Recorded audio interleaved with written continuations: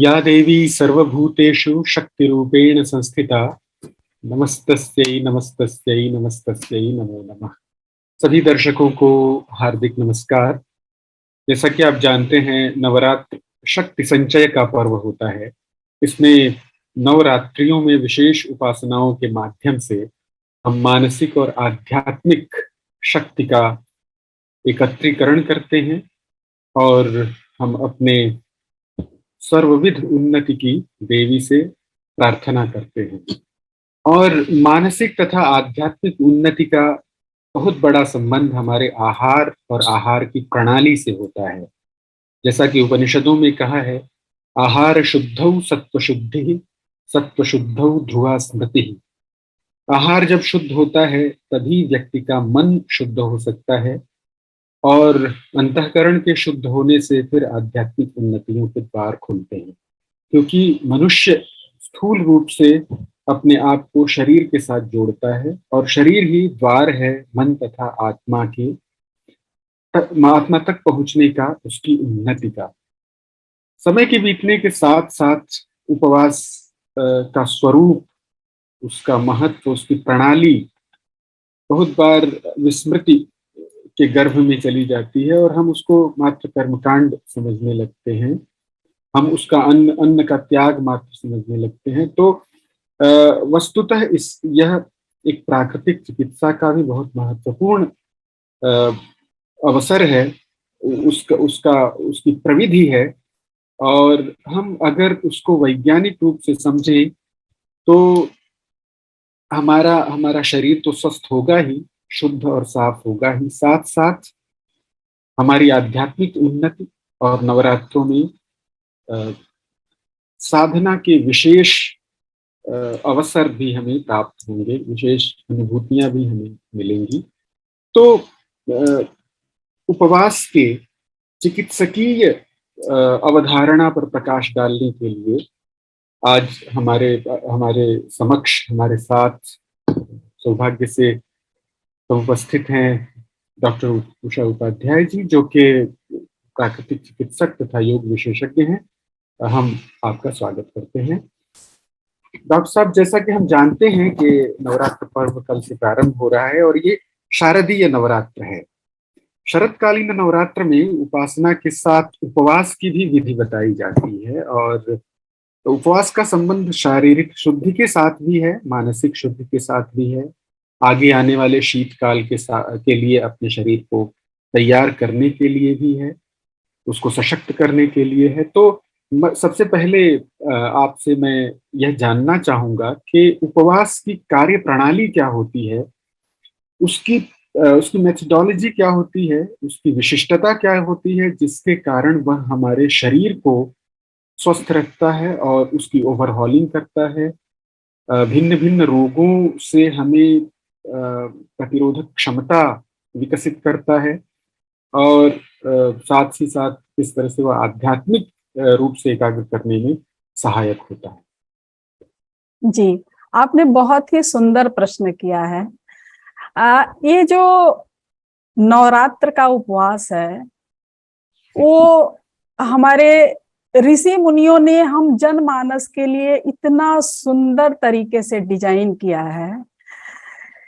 ये हर 6 महीने में 2 बार हम उपवास करते हैं नवरात्र का, और एक बार नवरात्र आता है जब हम ग्रीष्म ऋतु से शीत ऋतु में प्रवेश करते हैं, और दूसरा जब हम शीत से ग्रीष्म में प्रवेश करते हैं। उस समय हमें शरीर शुद्धि की बहुत ज्यादा आवश्यकता होती है। कब? जब ऋतु परिवर्तित होता है।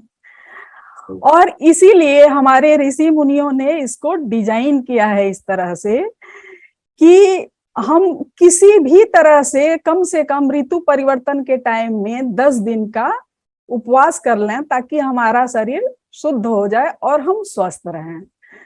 जैसा कि आपने बताया कि प्राकृतिक चिकित्सा में भी चिकित्सा का एक बहुत ही पावरफुल साधन है। प्राकृतिक चिकित्सा में तो उपवास चिकित्सा को ऑपरेशन कहा जाता है।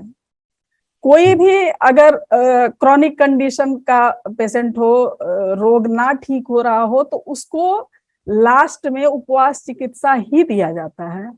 उपवास चिकित्सा देने से सारे रोग, जैसे ऑपरेशन मतलब काट के रोग को काट के निकाल दिया, तो उपवास रोग को काट के निकाल देता है। और इसका कॉन्सेप्ट ये है कि जब हम भोजन करते हैं, तो जब हम भोजन करते हैं तो हमारे शरीर की बहुत ढेर सारी शक्ति उस भोजन को पचाने में लग जाती है। हैं? और जब हम उपवास करते हैं तो वो सारी शक्ति हमारे रोग को दूर करने में लग जाती है। अभी एक वैज्ञानिक हैं जापान के, उन्होंने बहुत बढ़िया रिसर्च किया है, बहुत ही सुंदर चीज निकल के बाहर आई है। वो ये है कि जब हम उपवास करते हैं तो हमारे शरीर में एक तरह का जिन एक्टिव हो जाता है। उस जिन को हम कह सकते हैं कि हाउस कीपिंग जिन्स, मतलब साफ सफाई करने वाला जिन्स, जिसका काम होता है हमारे शरीर का रख रखाव करना, हमारे शरीर के को रोग मुक्त रखना और टॉक्सिन्स फ्री रखना। उस वैज्ञानिक को 2016 में नोबेल प्राइज भी मिला था। तो यही वही कॉन्सेप्ट है जो हमारे ऋषि मुनियों ने उसको बनाया है, उपवास को, कि हम लोग जो है 6 महीने में एक बार टॉक्सिन्स फ्री हो जाएं और अगले 6 महीने के लिए, जैसे अगर हम शरद ऋतु से ग्रीष्म ऋतु में प्रवेश करते हैं तो एकदम से चेंज हो जाता है ना माहौल। सही सही सही सही। और ये 2 ऋतुएं ही भारत में बहुत तीव्र होती हैं, तो उनके लिए शरीर को तैयार करना बहुत आवश्यक होता है भारतीय परिप्रेक्ष्य में। तो उपवास करके उपवास करके हम अपने आप को तैयार करें अगले ऋतु के लिए। तो उपवास पर आपने सांगोपांग बहुत महत्वपूर्ण विवेचन किया। जितनी महत्वपूर्ण बातें हो सकती थी उनको आपने संक्षेप में ही सही बहुत महत्वपूर्ण सूत्र हमारे सामने रखे, और हमें विश्वास है कि हमारे श्रोताओं को, हमारे दर्शकों को इस विषय में महत्वपूर्ण जानकारी और मार्गदर्शन मिला होगा, और वे उन सभी के लिए जो अगला नवरात्र है वो इस तरह से शरीर शुद्धि करके, मानसिक एकाग्रता बढ़ा करके आध्यात्मिक प्रगति करने वाला सिद्ध होगा आपके मार्गदर्शन के माध्यम से। ये हमें पूरा इसका विश्वास है। आप हमारे साथ आपने बातचीत करने का अवसर दिया, इतनी महत्वपूर्ण जानकारियां आपने शेयर की अपने श्रोताओं के प्रति, इसके लिए हम आपके लिए बहुत आभार और बहुत धन्यवाद व्यक्त करते हैं। फिर किसी महत्वपूर्ण विषय को लेकर के हम आपसे चर्चा के लिए आपसे समय की गुजारिश करेंगे। तब तक के लिए बहुत बहुत धन्यवाद।